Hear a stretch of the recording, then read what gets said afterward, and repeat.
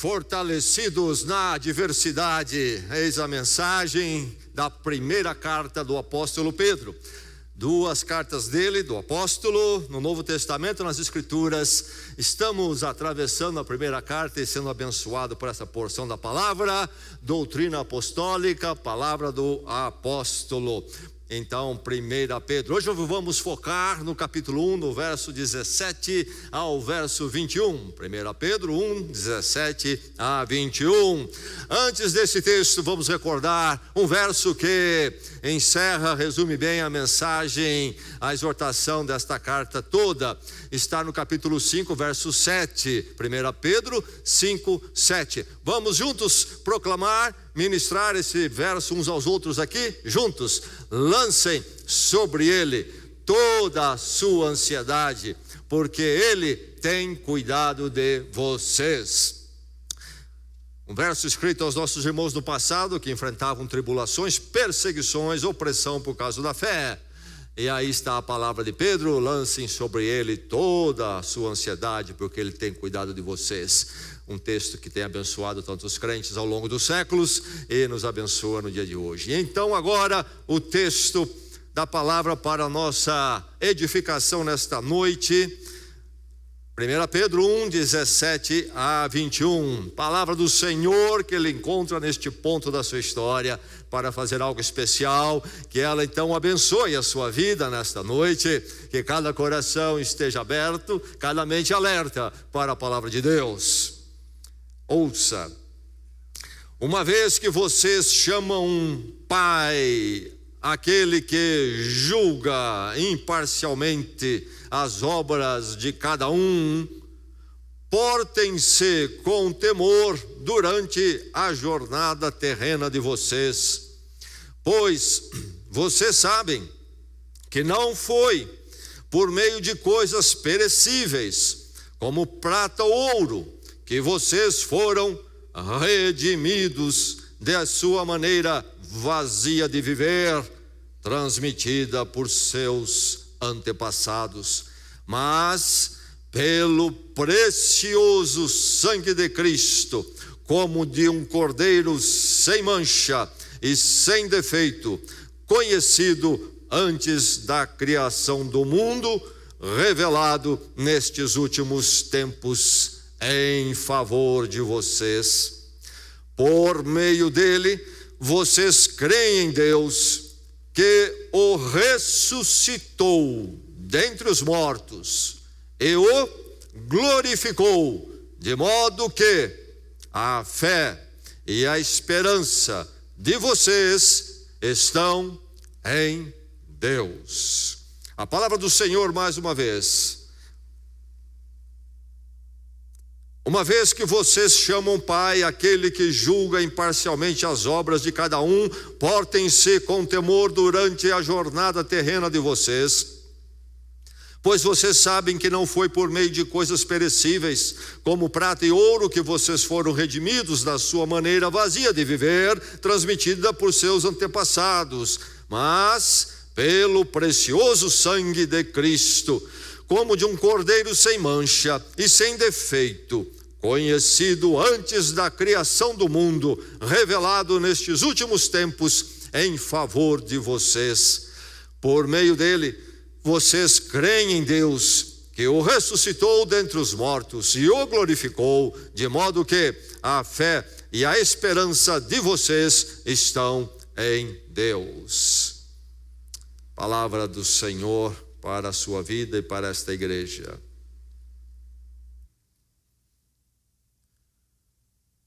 Operação Entebbe, uma das mais espetaculares operações militar da história. Lá em julho de 1976, um avião da companhia aérea francesa saiu de Tel Aviv em direção a Paris, mas um grupo de terroristas palestinos estavam a bordo, juntos com alguns também terroristas alemães, e sequestraram o avião. E o avião então foi desviado da sua rota, acabou pousando em Benghazi e depois então foi desviado para Entebbe. Entebbe, capital da Uganda, na época debaixo do governo do totalitário, ditador terrível Idi Amin.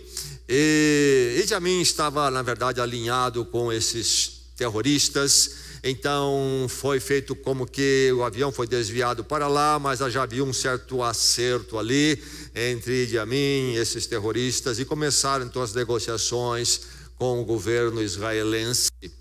Bem, a coisa se complicou, houve inclusive uma morte logo, e o governo israelense interviu de uma forma tremenda. Uma força militar partiu de Israel e viajou até a África, Uganda, e chegou de surpresa no aeroporto de Entebbe, e lá no terminal estavam os passageiros sequestrados, e houve então essa intervenção militar de surpresa, e derrotado as forças ali de Uganda e os terroristas rapidamente, isto em 4 de julho de 1976, os sequestrados foram libertados e embarcados rapidamente num avião para ir embora. Bem, nem todos, dos 106, 102 foram libertados, e na força militar israelense havia o tenente-coronel Yonatan Netanyahu, que acabou morto no embate ali no momento e veio a falecer ferido no avião de retorno a Israel. Um morreu, 102 foram resgatados. Isto mesmo, esta é a palavra, resgatados. Numa situação de perigo, de possível destruição, perecer, dali eles são tirados pela intervenção, e um paga com a sua vida, um militar paga com a sua vida por isto. O coronel Netanyahu, que aliás é irmão mais velho do atual primeiro-ministro de Israel, Benjamin Netanyahu, e então houve assim este resgate nessa situação, com essas condições, um resgate espetacular. Mas o apóstolo Pedro aqui vai dizer para os crentes de então, e para mim e você aqui nesta noite: vocês foram redimidos da sua maneira vazia de viver. Redimidos, resgatados, são verbos que têm o mesmo significado. Tirar alguém de uma situação de aprisionamento, destruição. E a palavra que Pedro usa aqui para redimidos era a palavra que era usada naqueles dias para se referir à alforria de alguém em estado de escravidão. No Império Romano havia escravidão. Alguns eram escravos por serem prisioneiros de guerra. Outros eram escravos para, por exemplo, pagar uma dívida, negociava com alguém, tem uma dívida, não consigo pagar, vou dar a você tantos anos de escravidão, havia um contrato, havia um limite. Outros eram escravos porque iam à falência, por exemplo, e então se colocava, eu acho, de escravidão para resolver o problema. E havia aqueles que eram escravos por nascimento, nasceram nessa condição. A escravidão no Império Romano era diferente do que nós conhecemos aqui nas Américas, e havia escravos de diferentes níveis e condições. Escravidão sempre é terrível, em todo o tempo, mas havia condições diferentes. Por exemplo, às vezes um médico, às vezes um professor muito bem preparado, poderiam ser escravos. E famílias às vezes tinham um escravo como tutor, instrutor dos seus filhos, para educar os seus filhos. Enfim, lá estavam os escravos nas suas diversas condições, e a única forma de sair dali era a alforria. Podia ser até pelos anos que num contrato havia se colocado ali, mas ele tinha que pagar aquele preço, ele mesmo, para depois ter a liberdade. Ou então, ou o escravo conseguiu dinheiro, ou alguém que se penalizasse, pagasse, enfim, por um preço, Alguém tinha que perder um dinheiro, dar um dinheiro então, para que houvesse alforria, libertação. O movimento batista no Brasil começa assim mais oficialmente em 1882, quando foi estabelecido a Igreja Batista lá em Salvador. Primeiramente houve uma igreja aqui em Santa Bárbara, onde haviam imigrantes norte-americanos, e surgiu uma igreja ali, mas alguns missionários vieram, passaram por ali, foram para Salvador, iniciar do zero uma igreja. E logo quando era organizada ali, por volta de uns 20 membros, metade eram escravos e metade eram então pessoas livres. E houve uma situação em que um escravo de repente não pôde mais frequentar a igreja, recebeu a visita dos pastores para ver o que estava acontecendo, e aprenderam ali que ele não vinha mais aos domingos aos cultos, porque o seu senhor havia ordenado ali que ele trabalhasse aos domingos. Ele estava impedido agora de poder ir ao domingo à igreja, e esse irmão então em Cristo não podia vir mais aos cultos. E então a igreja levantou uma oferta e comprou a liberdade dele, alforria. Aquele irmão foi liberto da escravidão. Eu às vezes tenho a impressão que tem muitos crentes precisando de alguém de fazer essa alforria. Noto algumas ausências no domingo, deve ser algum tipo de imposição. Precisamos ainda fazer uma libertação aí. Mas enfim, aquele irmão voltou a frequentar a igreja e estar firme com ela. Algo maravilhoso, uma alforria, ser libertado dessa situação de escravidão. E o apóstolo Pedro vai dizer então: vocês foram redimidos, vocês receberam a alforria da maneira vazia que vocês tinham de viver. O resgate de vocês, a redenção de vocês, o redimir de vocês, diz o apóstolo Pedro, foi espetacular. É o que ele está dizendo aqui. Mais espetacular do que aquele que aconteceu em Entebbe, naquela operação dos israelenses para libertar os passageiros. Então aqui está a palavra de Deus falando a você. Preste bem atenção, que essa palavra finque raiz no seu coração e seja grande parte do seu sustento por todos os anos à frente da sua vida. O seu resgate é singular. Se Cristo chegou à sua vida, se em verdade você teve um encontro com o Cristo crucificado e o Cristo ressurreto, e então o encontro com Deus, na sua vida aconteceu um resgate singular. Não há outro como este, é único. Um resgate singular, uma intervenção de Deus em Cristo. Você já se deu conta disto? É isto que Pedro vai lembrar aqueles irmãos, e na provisão do Espírito Santo vem nos lembrar para a nossa edificação. Lá estão esses irmãos que recebem esta carta. Você que leu o início dela sabe para onde foi direcionada. Os irmãos de Ponto, Bitínia, Galácia, Ásia Menor, toda aquela região do norte da Ásia Menor, daquele tempo, hoje Turquia. Pedro está em Roma. Entre o ano 64 e 67 ele escreveu esta carta. Depois de Nero começar aquela opressão dos cristãos e culpá-los pelo incêndio de Roma que ele havia iniciado, e então essa situação desconfortável toda no império, uma oposição cultural, social, um povo pagão que vivia com valores e crenças totalmente opostas ao evangelho, e isto então traz uma confrontação. E os irmãos, os crentes estão sofrendo a opressão emocional, social e até física. E Pedro escreve esta carta.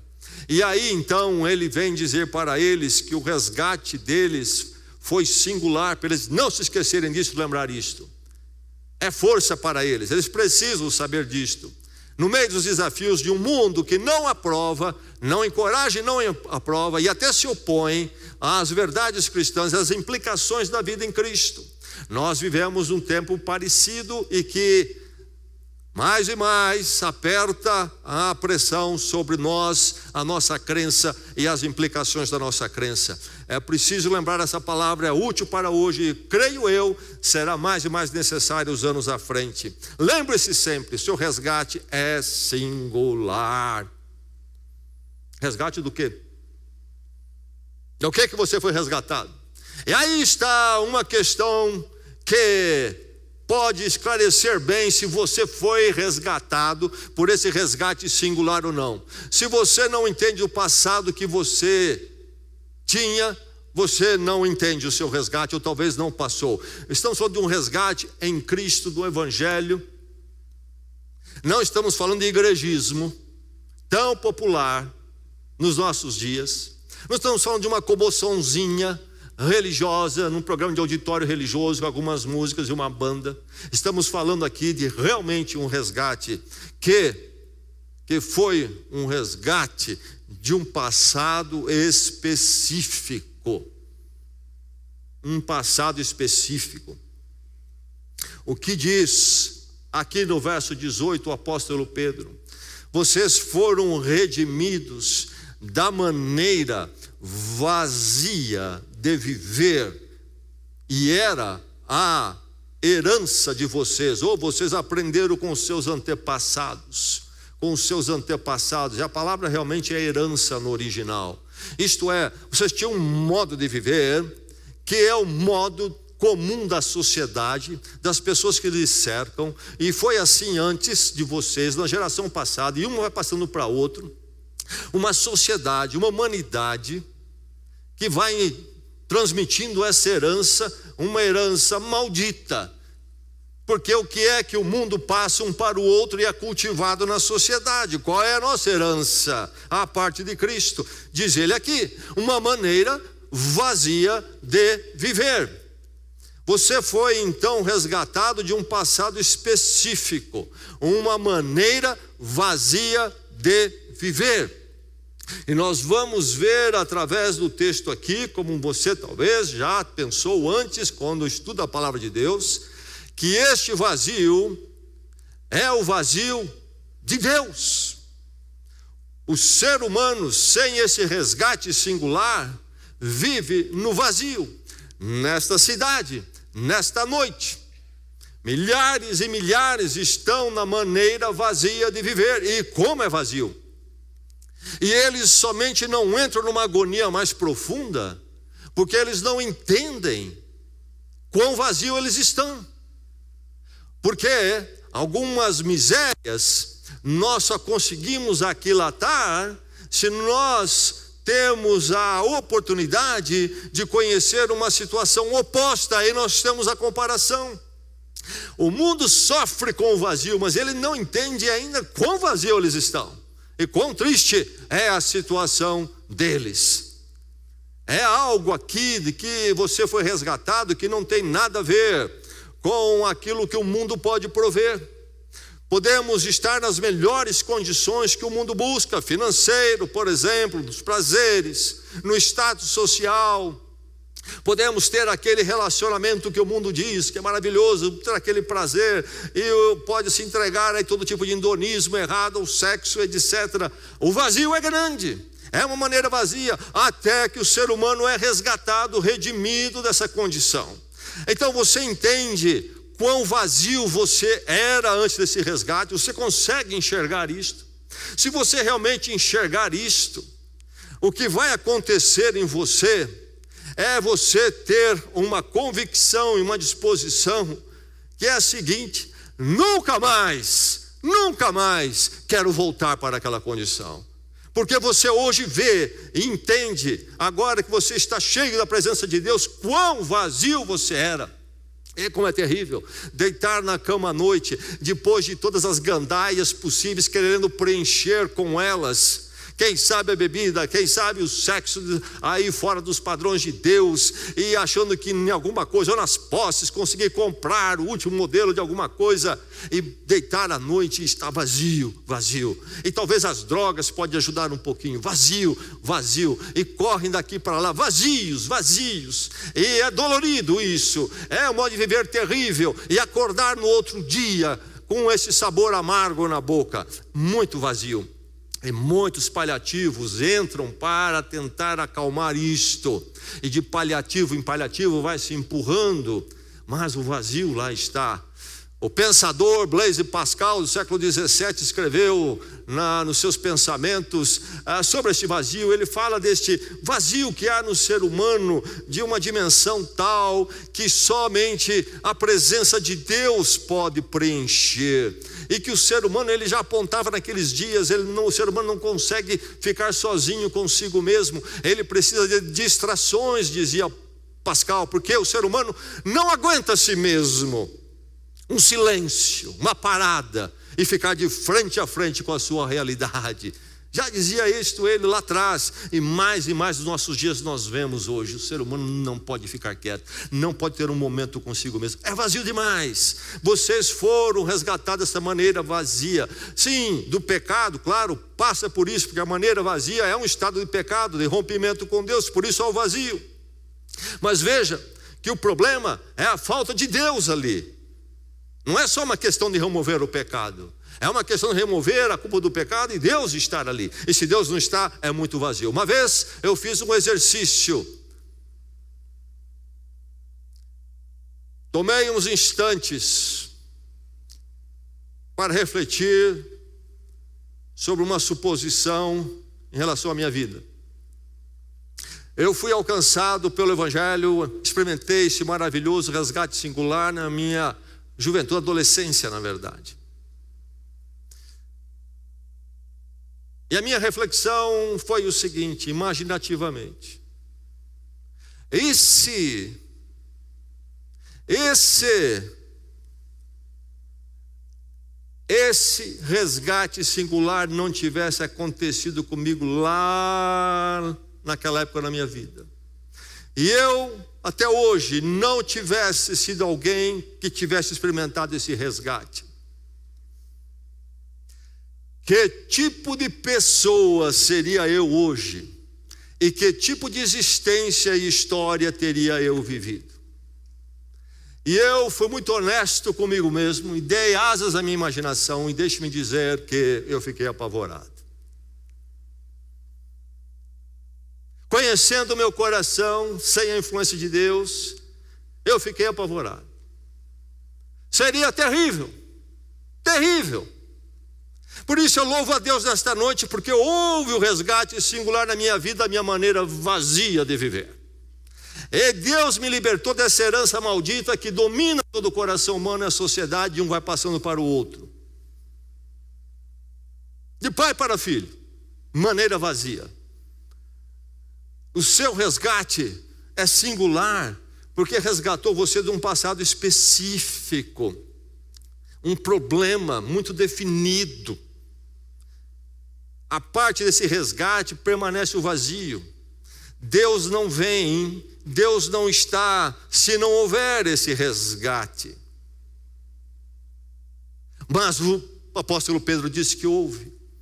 Vocês foram redimidos. O resgate aconteceu. Ele é singular, porque é desse passado específico, terrível, tremendo. Mas foi um acidente esta redenção. Aconteceu porque de repente lá aconteceu, não se esperava. Não, esse resgate seu é singular, porque vem de um projeto único. Um projeto único. Diz ele no verso 20, falando do Cordeiro Jesus Cristo, que então propiciou a nossa redenção, nosso resgate. O que ele diz? Conhecido antes da criação, antes da fundação do mundo, revelado nesses últimos tempos. Conhecido antes e revelado nesses últimos tempos. O apóstolo Pedro já apontou isto, e mais uma vez aqui está.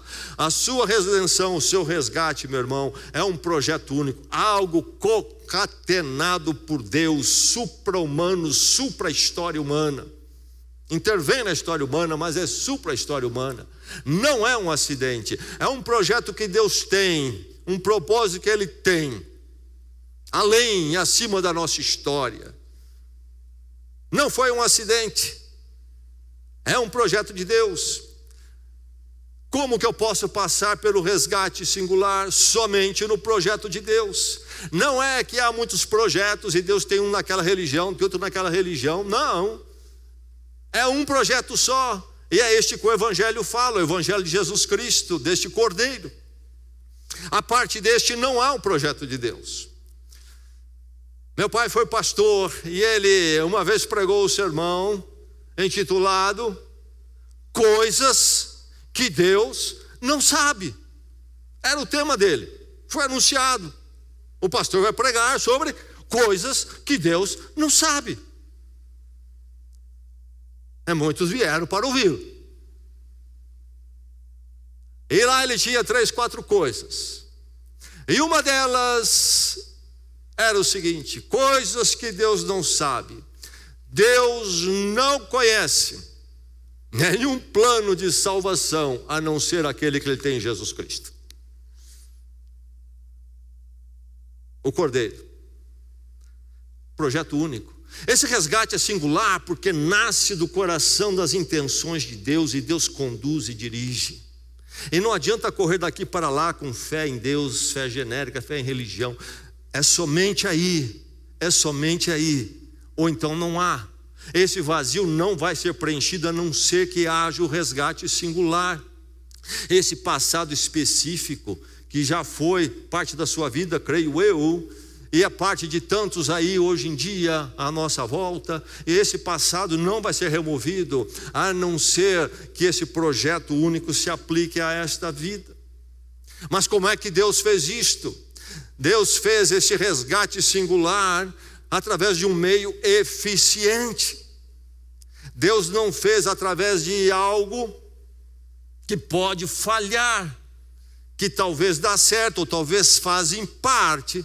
Nós fazemos projetos às vezes, tentamos fazer, creio eu, com cuidado, e a maior parte deles talvez dá certo. Muitas vezes também não, os nossos projetos não dão certos. Algumas vezes acertam em grande parte, mas não é assim com esse resgate singular de Deus, esse projeto único dele. É tudo através de um meio eficiente, isto é, eficaz, que realmente resgata. É algo tremendo, singular, que só Deus poderia fazer. Diz ele aqui, o apóstolo Pedro, o quê? Vocês foram redimidos não pela prata e ouro que são perecíveis. Prata e ouro. Pedro vai buscar duas coisas que simbolizam tão bem aquilo que o ser humano pode pensar de mais precioso. As preciosidades da vida. Não somente a prata e o ouro, mas a prata e o ouro representa tudo aquilo que nós pensamos ser muito precioso. E como pensamos que isso é precioso? Se alguém disser, vou encostar um caminhão na porta da sua casa amanhã, cheio de ouro para descarregar lá, para você vai achar maravilhoso. Mas o que tem a prata e ouro, o que tem tudo que pudermos pensar de mais precioso, que qualidade que tem? Uma qualidade comum é, se tem outras, tem esta: perecível, diz Pedro. Perecível. São pequenos demais. Jamais poderíamos experimentar o resgate singular, tremendo, se não houvesse um meio eficiente. Qual é o meio então? Se não é prata e ouro, se não é o que podemos ter de melhor? O precioso sangue do Cordeiro, diz o apóstolo Pedro. Precioso sangue do Cordeiro. Ele vai mais uma vez buscar no Velho Testamento as figuras e aquilo que profeticamente era apontado lá, que se cumpre em Jesus Cristo. Nós vamos encontrar de forma marcante o conceito do Cordeiro e o trabalho do Cordeiro, quando? Um lugar marcante primeiro no Velho Testamento, lá em Êxodo. O povo de Israel está no Egito numa condição de escravidão. Estão sob jugo. Ainda enquanto família emigraram para o Egito, por causa de uma fome que havia no Egito, havia provisão. Mas lá cresceram e se tornaram um povo, passados anos. E o povo do Egito viu que eles cresceram, temeram e o subjugaram e o usaram a eles então numa condição de escravidão. E eles clamaram pela libertação de Deus, e acontece o famoso êxodo, a palavra que quer dizer saída. Deus levanta Moisés, e o livro de Êxodo nas Escrituras narra como Moisés liderou o povo de Israel para fora do Egito, para marchar no deserto e chegar à terra prometida, Canaã, terra já prometida a Abraão, antes então de tudo isso acontecer. Enfim, chega o êxodo da libertação. Mas Faraó, o imperador do Egito, não está disposto a libertar Israel, e ele resiste deixar Israel sair. Moisés vai a ele, conversa, e ele diz não. Deus intervém através de Moisés com as pragas do Egito para sacudir a resistência de Faraó. E finalmente há esta intervenção de Deus difícil de julgamento e para quebrar o jugo ali. A morte dos primogênitos. Diz Deus a Moisés: um primogênito há de morrer em toda a casa do egípcio nesta noite, para mover Faraó. Mas diz Deus a Moisés o seguinte: diga ao povo, para eles tomarem um cordeiro sem mácula, sem mancha, sem defeito, não qualquer cordeiro.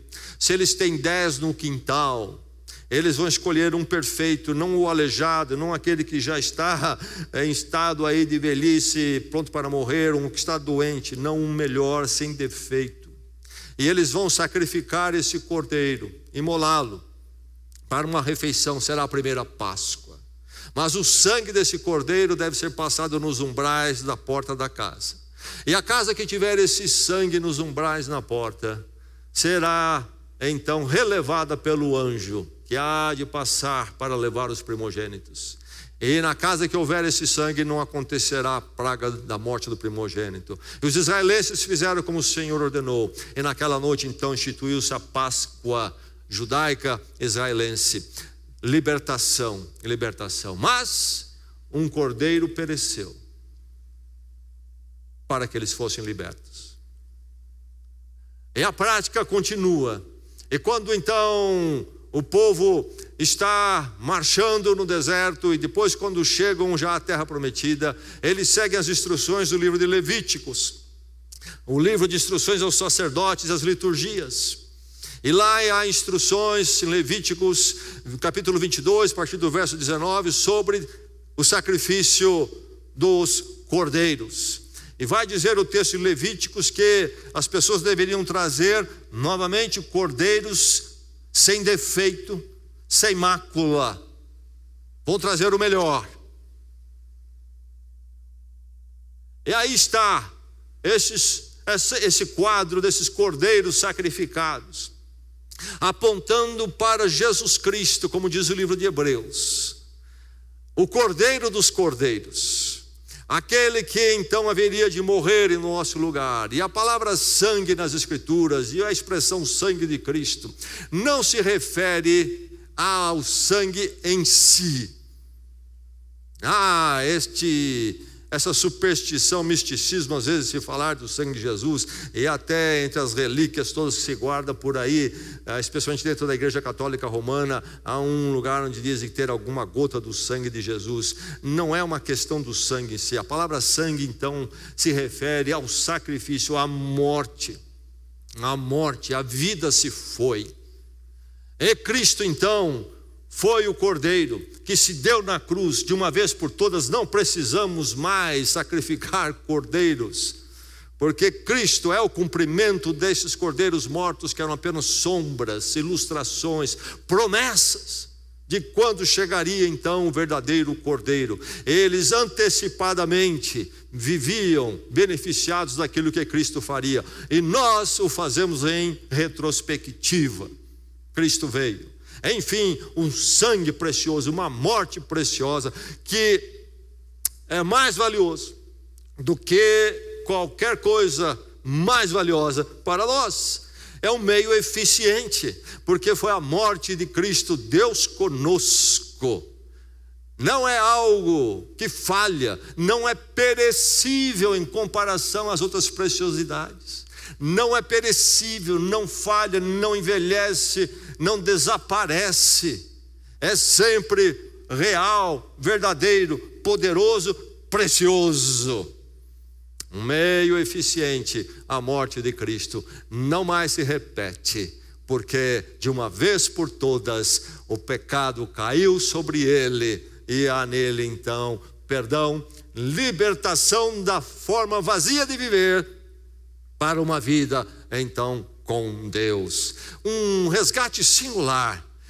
O meio é eficiente. Como é que as religiões lidam e como é que fazem? Tentando dominar, criar um caminho para solucionar os dramas espirituais humanos. Lá não tem um cordeiro, por isso não há uma cruz e não há uma ressurreição.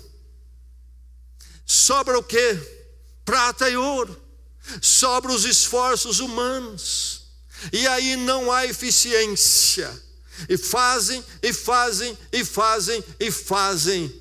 mas não acontece o resgate, e então não acontece a finalização, a eficiência do realizar. Nunca descansam, nunca têm paz, há sempre mais para o que fazer, para poder merecer, e nunca chegam lá. O resgate é singular, o meio foi eficiente. Mas, se é verdade que o Cordeiro morreu na cruz, não foi apenas a morte então de um bom intencionado. Não, foi uma ação ímpar, um ato que não tem correspondente. O que ele diz no verso 21? Que Deus, falando do Cordeiro, Deus o ressuscitou dentre os mortos. Lembre-se sempre disto. Ressuscitou dentre os mortos. O Cordeiro foi imolado, o sangue foi vertido, a vida dele se foi, ele tomou o nosso lugar. Mas Deus o ressuscitou. E se ressuscitou é porque houve uma morte. Mas se houve uma morte, houve uma ressurreição. E o cristianismo é único, porque vem falar da ressurreição. Não está falando aqui de vidas espirituais após a morte. Está falando de ressurreição. Não está falando de reencarnação. Esta palavra não existe no Novo Testamento, não existe na palavra de Deus. A palavra de Deus conhece ressurreição, somente isto. E a partir da ressurreição de Cristo é que se fala das outras ressurreições, nossas ressurreições. Cristo ressuscitou, é a primícia dentre os mortos, diz a palavra. Enfim, a ressurreição de Cristo. O cristianismo é único. Ressurreição, como? Desafia toda a nossa imaginação e conhecimento. Assim como desafia a nossa imaginação e conhecimento a criação do universo, do mundo, a criação da vida do ser humano. São atos que só explicamos com a presença de Deus. E assim é com a ressurreição. O evangelho é divino, porque o evangelho é baseado em algo que ou foi Deus que fez ou não tem jeito, ou não faz sentido e não é possível. Você conhece alguma religião que oferece um crucificado que pode morrer, tem a condição de morrer pela humanidade toda, o pecado toda a humanidade? Conhece alguma religião? Conhece algum guru, algum fundador de religião que ousou fazer isto? Dizer isto, afirmar isto? Que ousou, pelo menos afirmar, talvez não fizesse, mas ousasse afirmar? Conhece? E deixa-me dizer mais, você conhece algum guru, fundador de religião que ressuscitou? Estamos falando de ressurreição. Conhece? Em todas as religiões você já viu falar? Não é possível, não é possível. E mesmo que um quisesse engambelar, ou na melhor das intenções, apresentar uma possibilidade de solução e pensar, sabe, eu também vou morrer por todo mundo e vou ressuscitar. Não é possível falsificar isto. Eu posso até falar, eu vou ressuscitar, mas não vou conseguir. A ressurreição não é coisa de crendice. O pessoal aqui, sabe, era tudo meio ignorante lá, esses seguidores de Jesus, e eles acreditavam nessas coisas de ressurreição. Quem fala isso desconhece, falta conhecimento. A cultura judaica nesses dias não era apegada à ideia de ressurreição. E nos séculos antes de Cristo foi pior ainda. A visão da vida com Deus era mais voltada para servir, andar com Deus aqui. Quando Jesus Cristo ressuscita, duvidaram. E você lê nos evangelhos, leia a narrativa da ressurreição, os encontros dos discípulos após a ressurreição. Não saíram acreditando, resistiram, creio que o Senhor tinha ressuscitado. Mesmo quando você lê sobre a ascensão de Cristo após a sua ressurreição, ele ressuscita, se manifesta diversas vezes e precisa lidar com a dúvida deles. E ao dia da ascensão dele, então, não mais se manifestaria. E naquele momento, então, quando eles se encontram com Cristo, diz lá que mesmo naquela hora, muitos não creram. Se a crença e a verdade que Cristo ressuscitou prevaleceu e chegou a nós, é porque foi uma obra divina mesmo. Porque isso correu contra todas as vontades, todos os entendimentos humanos. Então é obra divina. E aí está então essa ação ímpar. Deus ressuscitou dentre os mortos e o glorificou. O servo sofredor, aquele que veio no Natal para a cruz. E o Natal só tem sentido se lembrarmos da cruz. Realmente, um grande dia, quando Cristo finalmente vem, promessa de Deus de séculos e para a nossa bênção hoje. Mas aquele bebê no Natal, a grandeza daquele momento está ali, porque há uma cruz por vir na vida dele. Vem para sofrer. E quando é dito isto a Maria, ela fica pensando e refletindo, tentando entender tudo isto. Mas veio para a morte, mas não para ficar vendido à morte. Deus o glorificou, longe da morte, acima da morte, em poder e glória, para a nossa benção. Cristo é glorificado. O nosso Senhor é um Senhor vivo eternamente. Uma ação ímpar. Seu resgate é singular por esta ação que você não encontra em nenhum outro lugar. E aí, então, isto não poderia ser diferente no seu efeito, em termos de ser um efeito inusitado.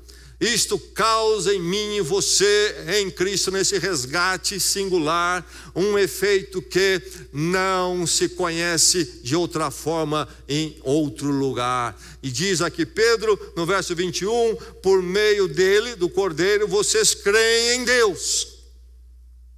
Você ouviu? Por meio dele, vocês creem em Deus. Há uma porção de fé em Deus aí fora. Mas não é do resgate singular.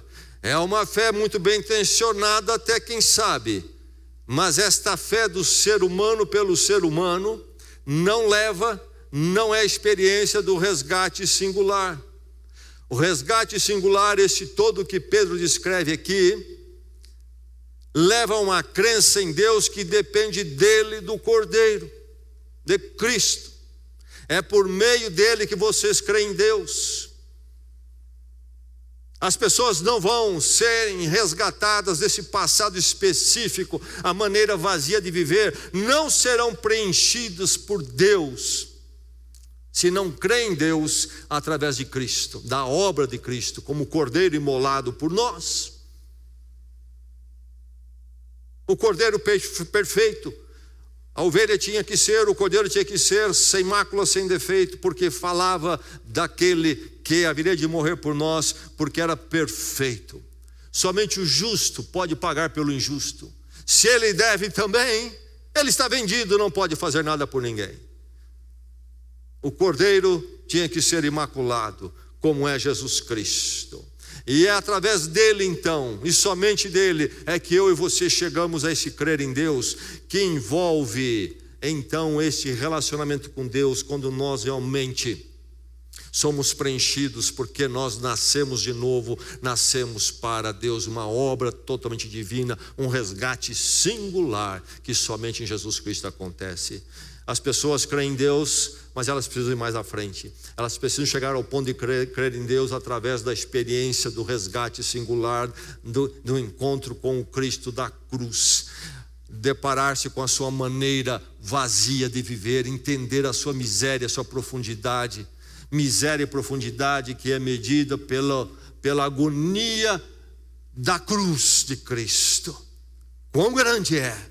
E ali então, realmente vendo quem são, clamarem uma crença em Deus que clama, que apela a Deus por perdão em Cristo e através de Jesus Cristo, porque é ali ou não há outra saída para a agonia que vem sobre a pessoa. E aí a nova vida surge, perdoado, reconciliado no poder do Cristo ressurreto. Vocês então foram alvos deste efeito inusitado, nesse resgate singular, porque por meio dele vocês creem em Deus. E aí ele acrescenta, de modo que fé e esperança em Deus chegam a vocês. De modo que então agora há em vocês fé e esperança em Deus. Se a fé e a esperança é em Deus, porque agora vocês creem em Deus, vocês passaram pelo resgate singular. Fé e esperança em Deus, não fé e esperança pelo otimismo humanista. Precisamos ter fé, precisamos continuar com fé, vamos crer. As expressões comuns são vazias, não leva a nada, não tem nenhum fundamento, não tem sustentação. O que crer com fé vai fazer de diferença em controle de tudo? E a esperança, aqui não está falando de um desegismo, aqui está falando de algo que é um fato. Esperança no sentido do aguardar daquilo que Deus fez e há de fazer.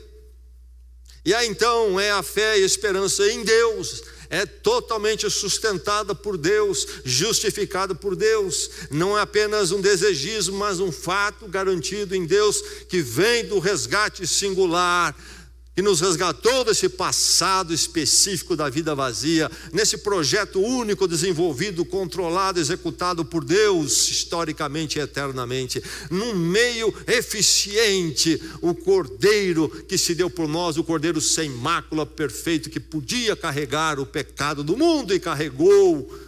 E numa ação ímpar, este Salvador, este Cordeiro que não somente morre, mas ressuscita e é glorificado eternamente.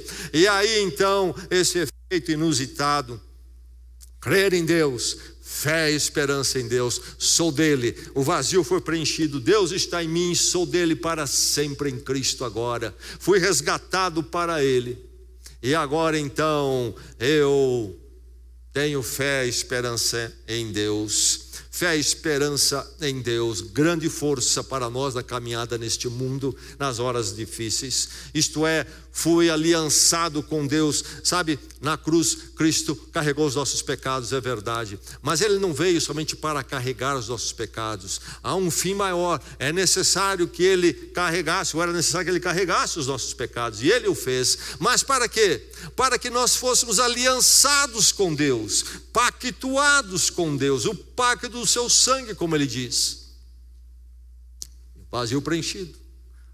Resgate da maneira vazia de preencher. O encontro finalmente com Deus, estar em paz com Deus, reconciliado com Deus em Cristo. Sou dele para sempre, morri com Cristo e nasci para uma nova vida com Deus e servi-lo, não apenas para crer em Deus numa conveniência humanista, não, a crença que vem da cruz e passa pela cruz, e agora sou dele, em Cristo, estou aliançado com Deus, reconciliado com Ele, preenchido.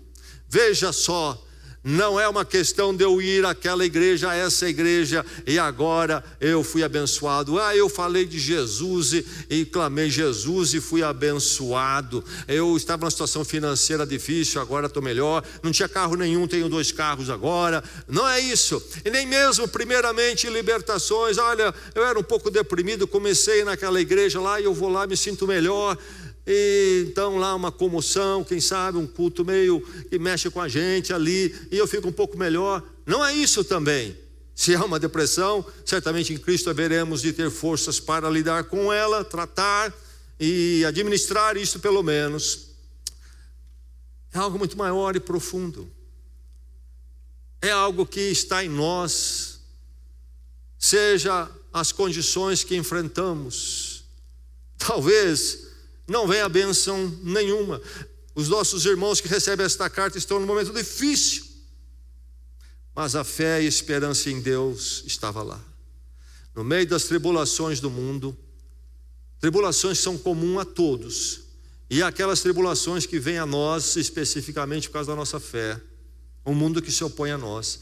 Eu continuo, porque estou preenchido, fui tirado da maneira vazia de viver, e agora eu sei que se a esperança e a fé está em Deus, é isso que me leva à frente, é isso que me leva à frente.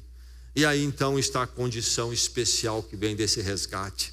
Você está numa condição especial, porque o resgate é singular. Diz ele no verso 17, o primeiro verso que lemos nesta noite: uma vez que vocês chamam Pai aquele que julga imparcialmente as obras de cada um, portem-se com temor durante a jornada terrena de vocês. Jornada terrena. A palavra de Pedro aqui no original é a palavra para forasteiro. Aquele que está em terra estranha é um forasteiro.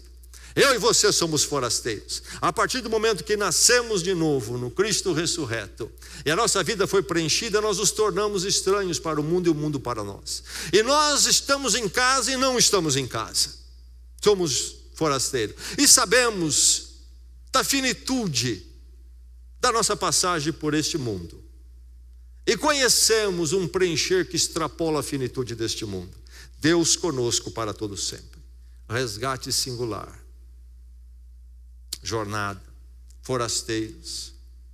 Mas ele começa dizendo: pois vocês sabem. Pois vocês sabem. No verso 18. O que ele diz do verso 18 a 21, tudo isso que nós vimos até agora, sobre o passado, sobre o projeto, sobre a ação de Deus, sobre o Cordeiro. Se vocês conhecem experimentalmente 18 a 21, vocês vão responder e viver o verso 17.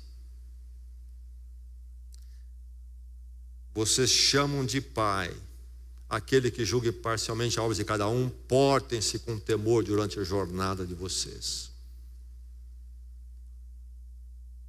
Pai.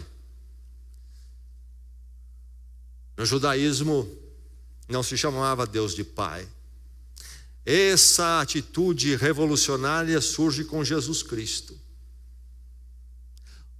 Os judeus tinham uma reverência por Deus muito grande, inclusive pelo nome de Deus, Yahvé.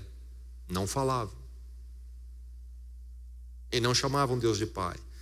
Se referiam às vezes a Pai, por exemplo, a Abraão, primeiro patriarca que Deus chamou, que deu então origem ao povo de Israel, mas não a Deus. Jesus vai ser aquele que vai chamar Deus de Pai.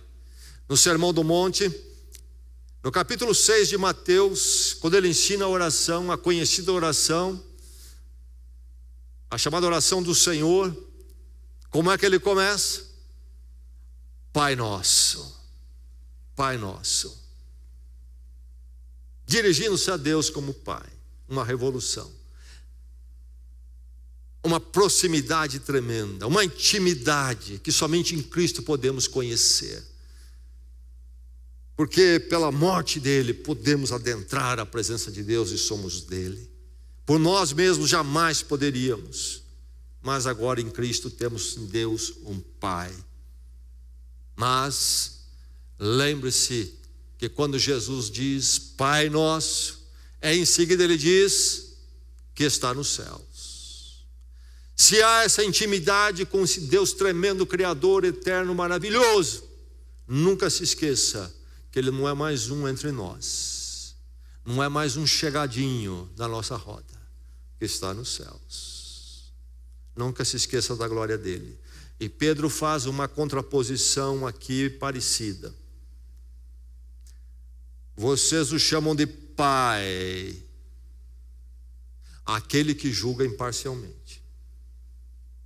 Nunca se esqueça, quando você conhece a Deus em Cristo como Pai, e que você pode clamar a Ele, entrar na presença dEle, e Ele anda com você. Ele é realmente o seu Pai. Nunca se esqueça que Ele é justo, perfeitamente justo, e será sempre justo. Depois que Deus se tornou nosso Pai em Cristo, depois do resgate singular, Deus não ficou menos justo. Deus não passou a tratar as coisas de forma leviana. Deus continua sendo essencialmente justo e aquele que julga. Então caminhamos na presença desse Pai, mas sempre lembrando que nós temos um Pai grande, tremendo, inclusive em santidade e justiça. E por isso que Ele vai dizer: portem-se com temor, não com terror, porque o terror Cristo já levou sobre Ele na cruz, mas com temor, sabendo quem é o Pai de vocês. Mas aí este verbo é importantíssimo: portem-se, portem-se, comportem-se, vivam, tenham atitudes que são frutos de tudo isto. Você que foi alvo desse resgate singular, ao caminhar por este mundo, que é vazio na sua maneira de viver, por isso se contrapõe a você e talvez possa trazer até dificuldades para o seu caminhar. O que Pedro disse para esses irmãos lá no passado, diz para nós hoje é o seguinte: se você conhecer esse resgate singular e quem é o Pai de vocês, isto será força e vocês não vão ceder à pressão do mundo. É isso que ele está fazendo aqui, encorajando eles a perseverarem no meio da oposição, da pressão que vem de todos os lados sobre nós. Se nós tivemos esse resgate singular e somos filhos de Deus agora em Cristo, se isso for claro em nosso coração sobre esse resgate, nós não vamos ceder, não vamos voltar à vida vazia para escapar da pressão do mundo. Vamos negociar com o mundo um pouquinho, vamos ceder um pouco com o mundo, assim o mundo vai gostar de nós também e vai bater palma para nós. Aliás, o mundo está procurando aqueles que se dizem cristãos e negociam, e cedem, e se acomodam à cultura e aos dias. O mundo está procurando crentes assim para bater palma para eles, e aqueles que estão respondendo a isto. Mas que você não caia nesse desvio enganoso e ilusório, porque é somente permanecendo nesta verdade, e verdade que contrapõe a vida vazia, e sendo preenchido por Deus, é que você não se irá se iludir, e você terá forças para, seja o que for, você continuar, porque você sabe tudo sobre esse resgate e como isso muda tudo.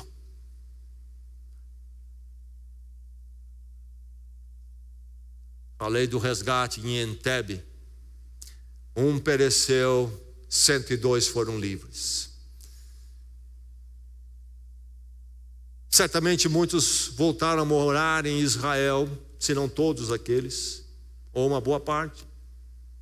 Quem sabe alguns desses foram morar inclusive na região lá em Israel, que fica perto da faixa de Gaza. E você ouve nas notícias às vezes o que acontece lá, sempre há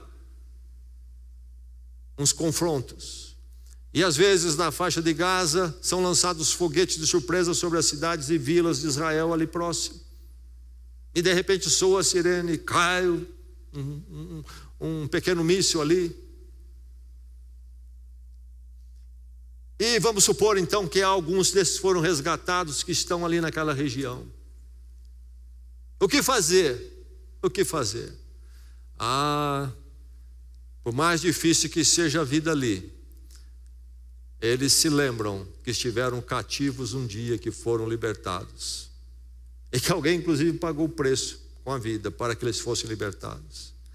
E eles olham para aquela situação desafiadora e seguem em frente, porque não há nada melhor do que estar ali. Isto sabe muito bem aquele que sabe de onde veio. E assim é com a sua vida. Se você realmente foi resgatado, esse resgate singular, único que poderia tirar você daquela maneira vazia de viver, e você realmente encontrou esta obra tremenda de Deus em Cristo, você não vai ceder ao pecado, ao mundo, aos caminhos do mundo, aos relacionamentos, aos amigos que você encontrar. Você não vai buscar relacionamentos com pessoas para se vender a elas, ceder a elas os seus caminhos, porque você sabe quem você é pelo resgate, e você vai permanecer firme. Que o Senhor o lembre sempre, uma vez que vocês chamam Pai aquele que julga imparcialmente as obras de cada um, portem-se com temor durante a jornada terrena de vocês, porque é esse caminho, ou sobra apenas a maneira vazia de viver. Que Deus o mantenha firme até o fim. Vamos orar.